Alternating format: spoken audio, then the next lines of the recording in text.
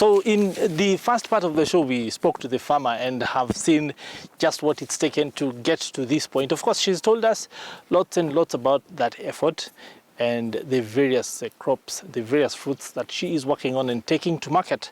But most of all, she talked about the amount of expertise, consultation and partnership with various organizations and individual experts that it's taken to get here.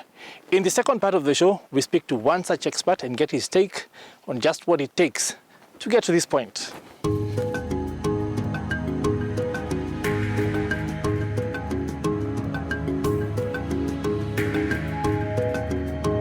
Please tell us who you are, where we are, what is this around us? Wow, this is so amazing. I'm Simon Wanjohi, the agronomist at Farm Fresh Step Farm. This is in Karoleni, Gatanga South, Murang'a County, where we produce such fruits, very quality ones, mangoes, pawpaws, grapes, apples, and even maize. Plus we have the thorn melons. So this place is mostly dry when we look around, a fairly dry area. What has it taken to get to this point? We say that a journey of 1,000 miles starts with a single step. Starting the farm in 2018, it was just a dry place, but with an expertise in avocados and the mangoes, we had to choose the best varieties first. We did some soil testing and utilized that single drop of water that rained by then. For you to win in agriculture, one thing, know the type of soil you are using. Our soil is sandy soil, and on the other farm, we got some loam soil.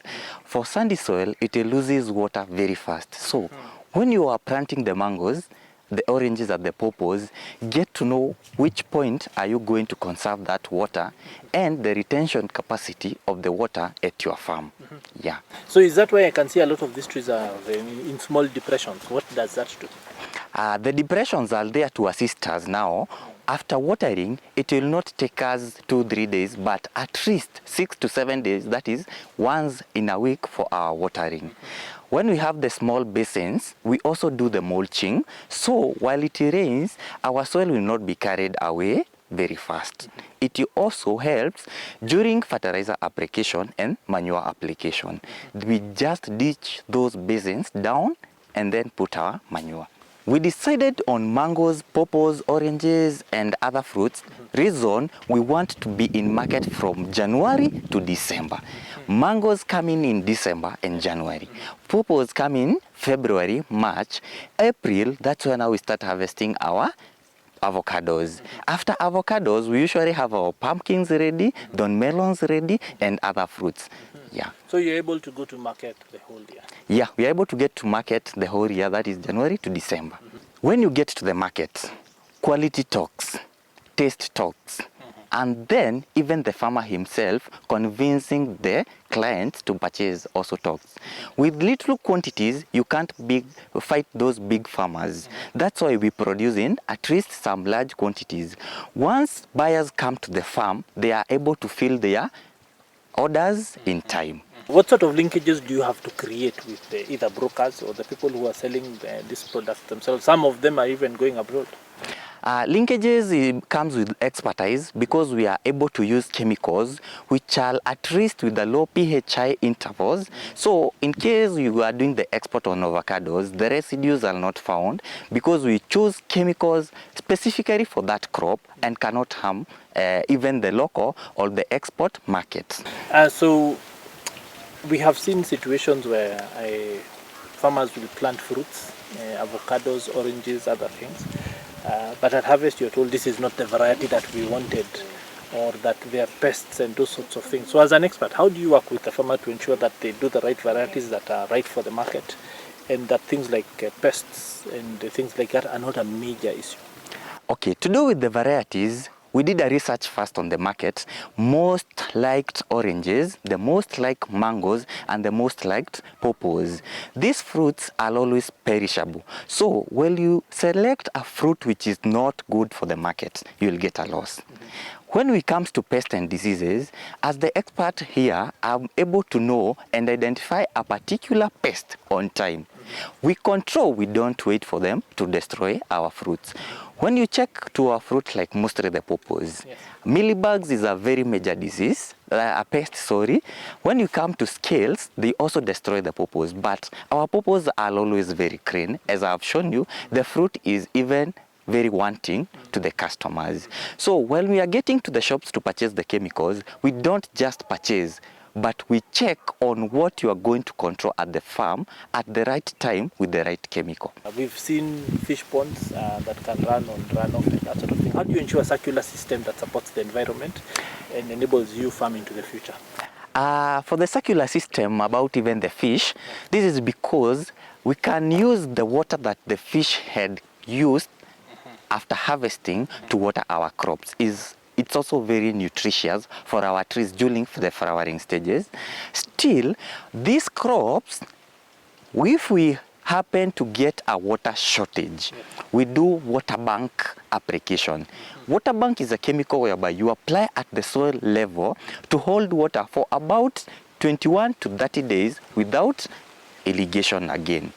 For the fish harvesting, it's done by another expert, whereby after harvesting immediately, the fish are taken to the market, and the circulation of money from the fish now comes to assist us anywhere we might have any difficulties at the farm.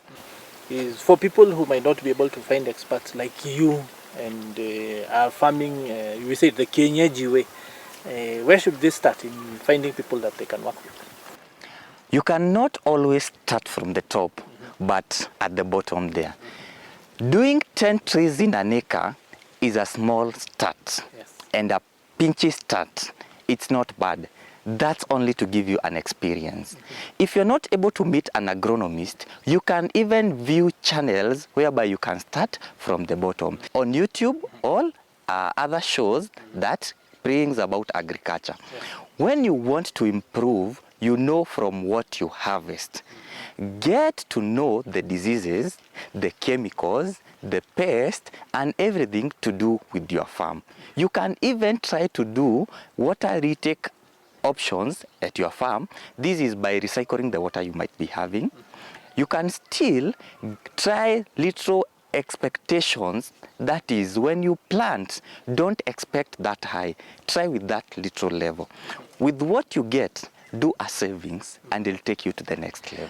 Right here, we have our golden hearse avocados. The export varieties we are having at this farm, it does very well. As you can see, they had already fruited, almost ready for harvest, but we fetch it in late March or early April.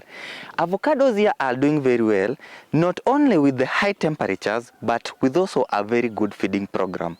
We control the FCM using uphold, and also the fruit flies with the traps all around here. We also do the chemical spray, that is the foliar, zinc and boron, before fruiting.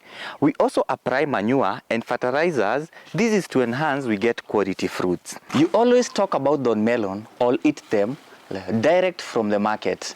This is how the fruit grows right from the farm. A very good cover crop to your trees.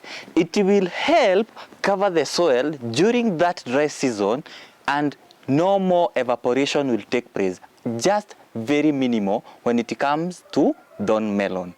It fruits 50 to 100 fruits from one stem. Very beneficial to our bodies, and also regulates in some of the diseases that we hear affects us. Getting such a clean pawpaw right away from the tree, it's very simple. Mealybugs are dangerous. Spray at the right time. It will just help you to get something presentable to the market. When these old leaves are still here and the pawpaws are almost ripening, they becomes a challenge because they might hold more pests. So you just trim them and then put them to the ground. They'll act as a mulch. So for those farmers who are doing pawpaws in hot areas, to avoid more chemical use, just slip off these old leaves and the pawpaw will remain as green as it is. When we come to oranges, pests and diseases are very, very challenging, but on our side, we have been able to manage them. Aphid, whiteflies and thrips destroys our leaves to an extent of even 80%. But on our side, that is not a major challenge. For farmers doing oranges, this might be a problem whereby your oranges just burst. This is because of irregular watering. It just showed that while we were watering, a point whereby water went levels down and then it rained. That's why you find it just bursting. Another issue is calcium, whereby we control calcium by spraying or lime application.